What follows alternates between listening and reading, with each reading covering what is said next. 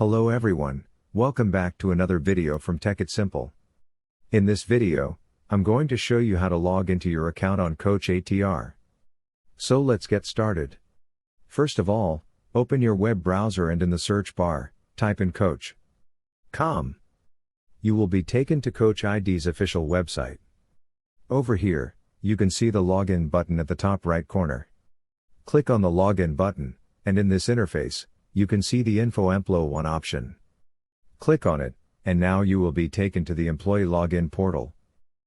Go ahead and enter your first name followed by the last name separated by a dot and use the @info.com domain like this.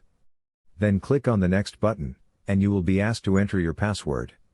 Enter your account password and click on the login button. You will be logged into your account on Koach HR. And in case if you guys forgot your login credentials or password, click here Can't access your account. You will be allowed to receive your login credentials from there. And that is how you can log into your account on Koach HR. That's all for this video. If you find our video helpful, please leave a like. And please do not forget to subscribe to our channel and also hit the bell icon for the latest videos. Feel free to drop a comment for reviews and more content like this. I will see you guys again in our next video. Thank you for watching.